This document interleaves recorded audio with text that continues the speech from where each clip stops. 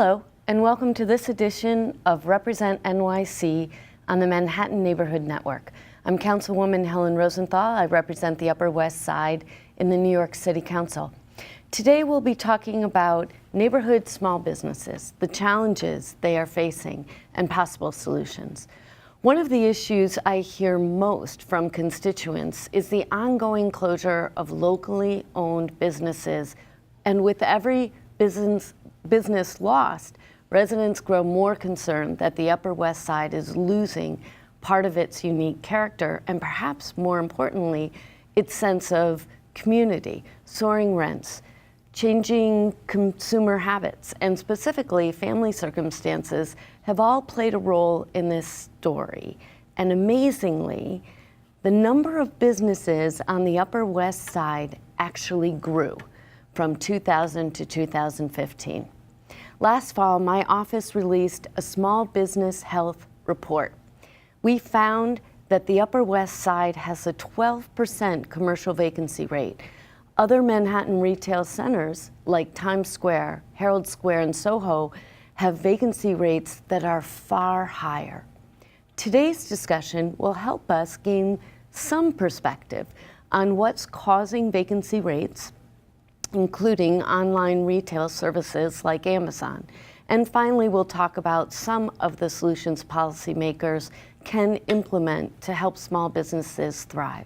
Joining me today for this discussion are two longtime Upper West Siders, Chris Doblin, owner of Book Culture, and Doug Kleiman, a commercial real estate broker with Ripco Real Estate. And thank you so much for being here today, both of you. Thank you. Doug, I'm going to start with you. As a commercial real estate broker, you negotiate between the landlords and the tenants. In many ways, you represent both interests. Are you seeing a trend to more vacancies on the Upper West Side? Is it higher turnover, but with replacements coming in? And what are the factors you see that are causing these challenges? So I would say in general, just as you mentioned, that there has been a proliferation of some new businesses on the Upper West Side. The Upper West Side continues to be an amazing place to live and to do business. Are there challenges? Yes, there are. There are vacancies, and there's a lot of reasons for those vacancies. There's macro, so that would be the economy in general, and e-commerce, as you touched on, it does have impact. There's also trends that happen. For example, there was a frozen yogurt trend. Everybody had frozen yogurt and they were amazing, and then eventually they all kind of imploded and they're gone. That happens a lot, and if you look back, you know, over the decades, there are trends that happen. So there's macro and micro. E-commerce is definitely a factor, but I'm happy to report that some of the major retailers and smaller retailers are starting to use e-commerce as a complementary method in their sales. So, for example, you can go into a store, if they don't have the particular product in inventory, you can order it online. If you buy something online, you can return it. They're trying to drive traffic both ways. And so I would say that there are many challenges ahead, and I'm happy to go into any of those that you'd like. Great. And you know, speaking of that example, Chris, I've done that at your store. I've gone in, asked for a book. You didn't have it, but you guys ordered it for me, and I came in and bought it. Great. Tell me about the challenges that you face as independently owned. You have four stores in Manhattan. Yeah. Mm-hmm. We have 3 in Manhattan and 1 in Long Island City. Oh, okay. Well, the challenges are to a great extent brought on by high rents, but I think the biggest challenge for us, our commodity, is the leading, the start-off product for Amazon, books. And so we know more than anybody what it's like to have our lunch eaten, and I think that it really is a significant thing. Small businesses, large businesses in retail have a very small margin, and if you take 15 or 20% of our sales off the top, it becomes very difficult to survive. But now we've seen the proliferation of every kind of good and service. Our building, every UPS truck you see is just flooded with these packages. Yeah. And what I think we have to address is finding a way to have the city equalize the cost of doing business in the city so that we are competitive. We don't want to make buying online so expensive that our constituents revolt. But by the same token, we can't have people coming in and unloading boxes all over the street, clogging our streets where we're trying to do business, and paying no taxes to keep up our city. Right, and recently I think Amazon agreed to pay taxes, but the independent... Sales tax. Right, the sales tax. Yeah, but the difference is when our staff, for example, we have every dollar of, let's say every $100 of sales we make, about $20 goes to payroll. In warehouse fulfillment and online operations, it's much, much lower.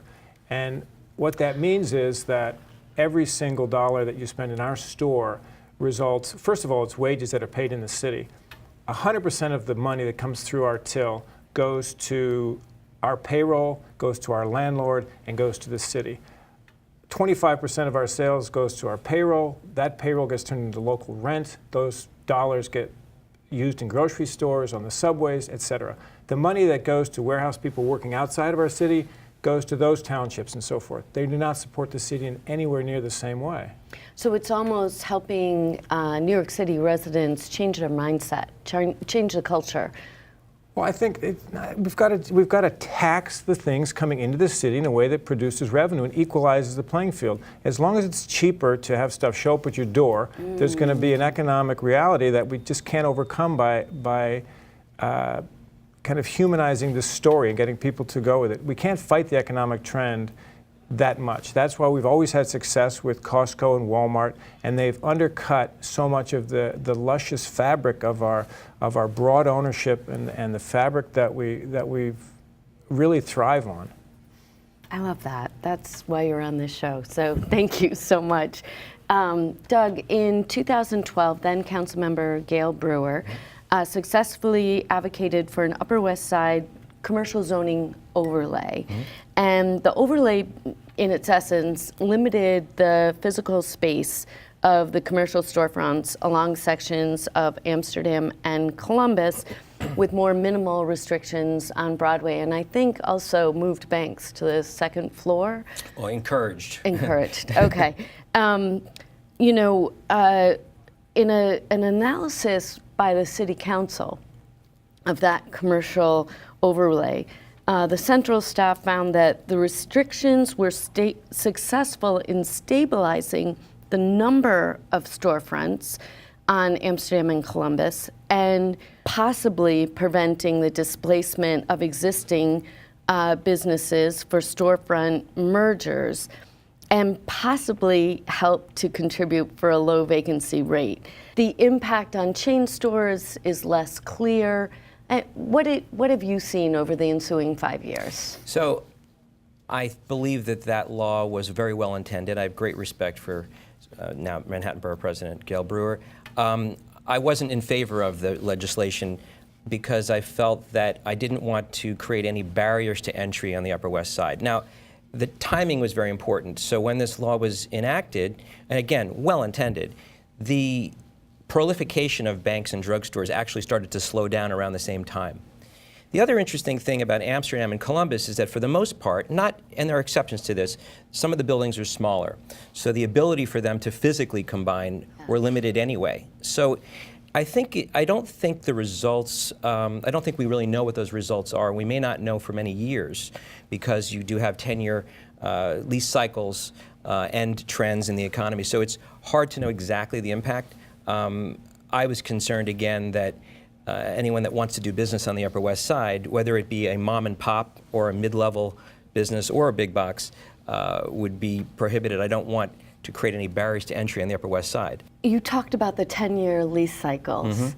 Is that, and maybe this is for both of you, is that a good amount of time for both the tenant and the landlord, 10 years? Or does that benefit one or the other more? I think it benefits both. We, as I like to call it, this is kind of a 10-year town on leased terms. Most things are done on a pro forma. Business plan is done over 10 years. Mortgages, even from the landlord's perspective and the tenant's perspective. So if you're investing in a business, you have to have probably at least 10 years to amortize your investment on construction and build out inventory and all the other CapEx and OpEx that you would have. So I do think 10 years is about what most tenants want, and landlords too. Even longer in some cases. There's options to renew and so on. See, it goes by very quickly.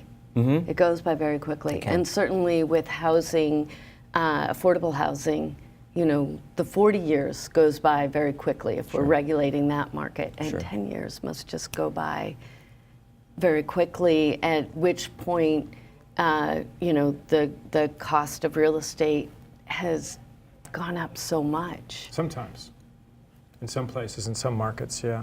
Mm-hmm. I think there's the problem with the end of a lease is that when you have a company which has done well in an area, the benefit often redounds only to the landlord, and the rents can become too high for the kind of business that opens and helps establish that neighborhood and builds a base, and they can then only be, we can't ask a landlord not to take twice as much rent and have a national brand come in.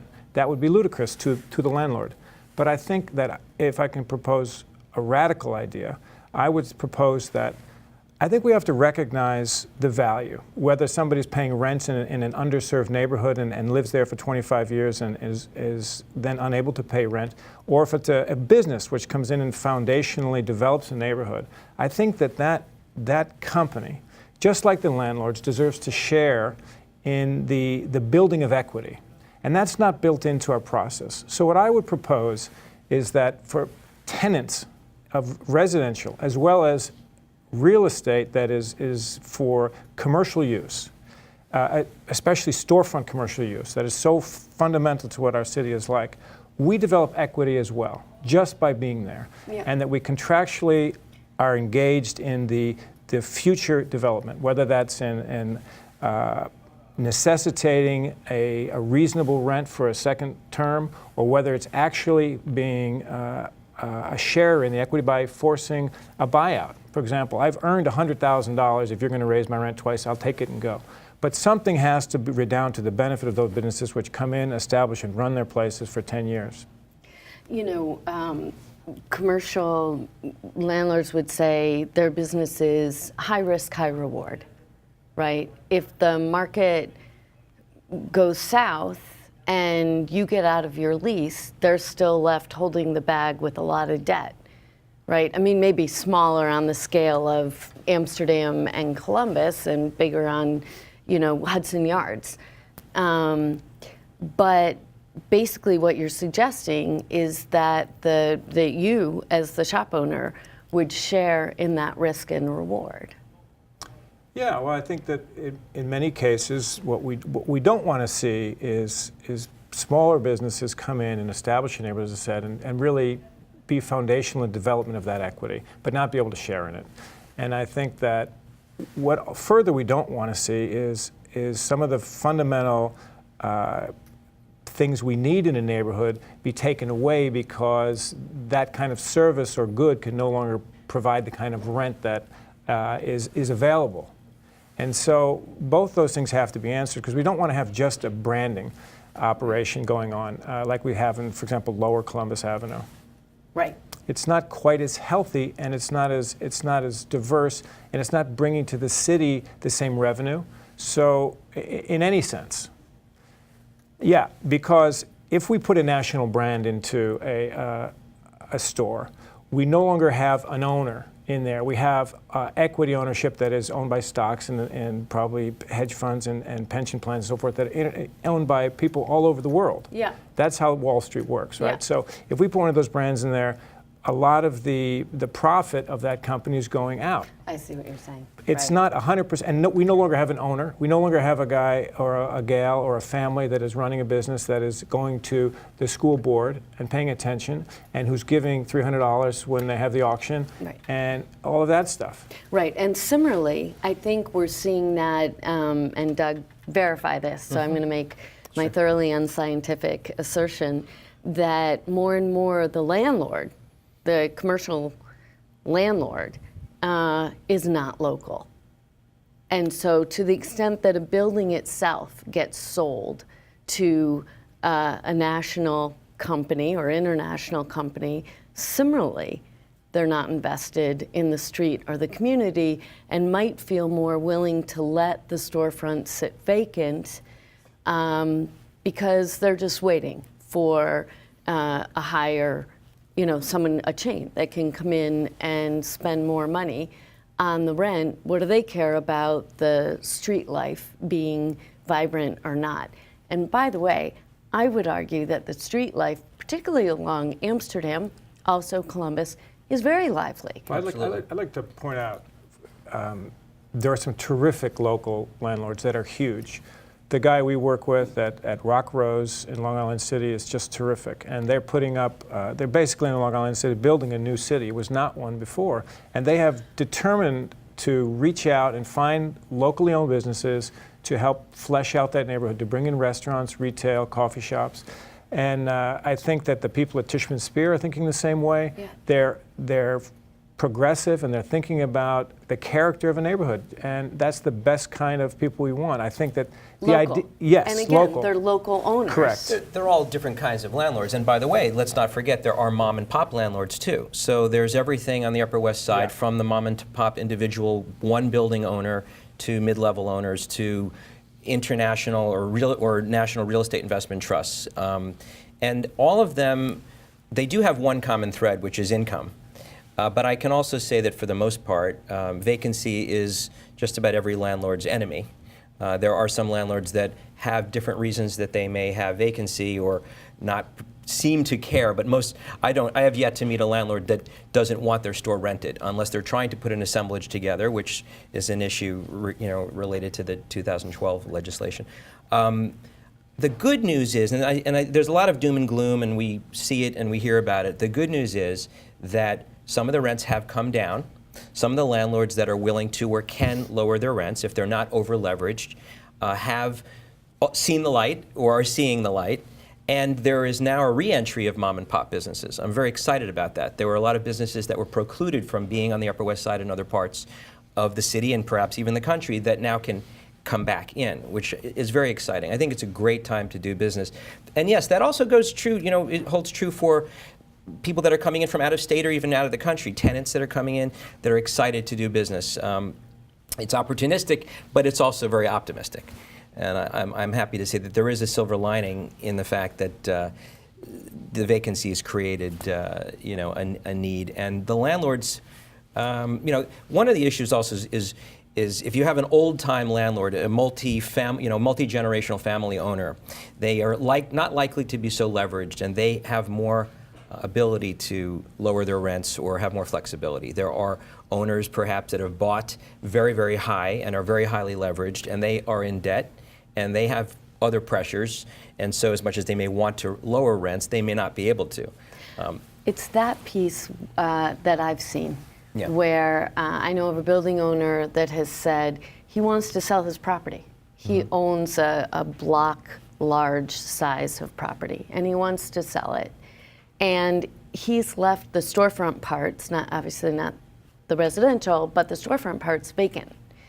And the reason is because if he brings his price down for that rental, it lowers the value of the building, and he's trying to sell the building. So it's worth it to him to leave it vacant, because then he can tell a potential buyer, oh no, this is worth X plus 10 for square foot, not just X. So yeah, the leveraging and the wanting to sell, but there too, it's not somebody who necessarily wants to invest in the community. One of the things I wanted to say was that I think that one of the overall perspectives we have to take as citizens, as a government, is to look at all of our storefront property as an asset that we have to tap. Right. And if someone is unfortunately over-leveraged, and that's the situation, and there's many situations where space remains empty, I think we have to think about ways to impose something upon the landlord that gets that space working again for the city. every 1,000 square feet of space has some number of jobs and payroll that ought to be churning, and sales tax, et cetera. So if people leave it vacant, that's tax revenue that's not coming to the city. It's also slowing down everything else on the street. Doug's not getting his commission and on down the line, right? So I would say give a small amount of time when you can have your space open, 3 months, and then start imposing an earning fee. If you're not using your space for the city, then get out of the way. I have a question for you. So every landlord that I've ever represented, I have yet to meet a landlord that wants to keep their stores vacant. They try and they hire me or other brokers to rent their space. In the instance that an example you just mentioned about someone who's selling their building, well, there's two different schools of thought on that. Do you rent up a space and then try to sell your building with a certain amount of income, or do you keep it vacant for the new owner to do what they want to do? And they're both valid perspectives, and some landlords feel that they want to lease it up and then sell it and do the opposite. But to impose a penalty on a landlord who may already be hurting because of the vacancy seems odd to me. I don't, at least in the examples and the properties that I'm diligently trying to lease, and there's different reasons why those properties may not have leased yet. It could be the economy. It could be the location. It could be the actual physical attributes to the property. If there's too many columns, it's not wide enough. Or whatever it is, there's reasons. So I absolutely get it when you think about someone warehousing something and purposely leaving something empty, which is really hurting our neighborhood.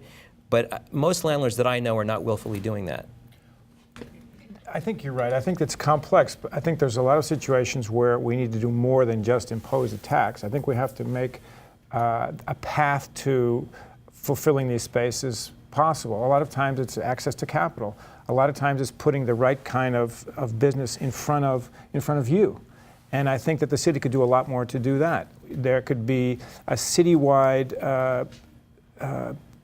path for businesses that want to expand into certain neighborhoods, so you could go knocking and make these matches happen. And there could be better access to capital. There's probably a lot of underfunded landlords who have great space. They can't redo it. Neither can you find a business to come there and spend $300,000 to do it. But we can find that money. We can make these pairings happen. It's not simple, but we can find solutions. And if Greg Bishop were here, I'm going to come to his defense. Because he's the commissioner for the Department of Small Business Services, and he and I have spoken extensively about it. He would argue that you may not know about it, but there is access to capital through the city. Maybe not enough, maybe we don't let enough people know about it. But Small Business Services does provide some things. I want to jump to one other topic very quickly. I don't want to let it go. And it's something that you brought up, Doug, in terms of leasing spaces. And there was a situation that you and I dealt with where even in the first step in leasing out a space, the government put up a hurdle. And it had to do with the Landmark Preservation Commission saying, oh no, you can't make this change to, it was an internal something that kept the small business from going in, despite both our efforts to expedite it. I mean, it had to have taken 6 to 9 months, right? Yes, it did, and we almost lost that business on the Upper West Side. So first and foremost, with regard to LPC, I love New York architecture. I love beautiful buildings throughout the country, throughout the world, throughout our city. So I am not in favor of destroying the beauty that we have in our neighborhood. However, yes, you're referring to an example of a tenant that actually came in it's an international company, but a small business, hair salon that wanted to open, and they could not get their permits because of a violation on the other side of the building, unrelated to what they were doing on the interior. And it took them about 8 months to finally get their permits. So I felt that some of those decisions were not made in a timely manner, and it really, really hurt the commerce. So just like you mentioned, what happened there? Well, the space continued to stay empty, so there was less activity and arguably safety on that block. The employees were not getting paid, so they're not making money, and There's no payroll tax and income tax. I'm not getting paid as a broker because it's not being leased. The landlord is not getting the money, and they don't have the money. In this case, it was an HDFC co-op, but they don't have the money to do repairs that they needed to do. And the city got hurt with that. Ultimately, it got resolved, but we almost lost them. And so I would like to see that process be streamlined. Again, let me be very clear and on the record. I love New York architecture, and I'm not looking to destroy it. But we need to streamline the process of all the municipal permitting because these things really cost. There's a certain amount of free rent that a tenant usually gets, and if they burn through that, they are failing before they've even opened. Have you encountered any hiccups with the city? The one thing that I will say has made it is further distance us from a level playing field is the imposition of the minimum wage has been really drastic. And I think that was done in a way, I mean, we can't take it back now, but it was done in a way that didn't consider how much competition we have from areas where that's not something that's required. That's right. Sort of back to the point about, you know, when you have internet sales, what's going on in the original point of, you know, sending out the product is very different. The good news about restaurants is that it's an experience, and restaurants are not as affected by e-commerce as other businesses. And I think a lot of tenants and landlords, what tenants are trying to do is enhance the experience. So I see you have incredible events at your store, which I love, by the way, and you have book readings and all sorts of wonderful things. Movie theaters are trying to have more food and beverage, right? And some of the larger even developments, they're incorporating entertainment. So whether it be activities, food and beverage, music, these things are driving physical bodies into a space that hopefully then will result in sales. The market at its best, at its entrepreneurial best. Unfortunately, it's time for us to wrap up. This has been, as usual, a very enlightening discussion. I want to thank my guests today on behalf of all residents of New York City. We greatly appreciate your time and insight. Thank you all for watching Represent NYC on Manhattan Neighborhood Network. Goodbye.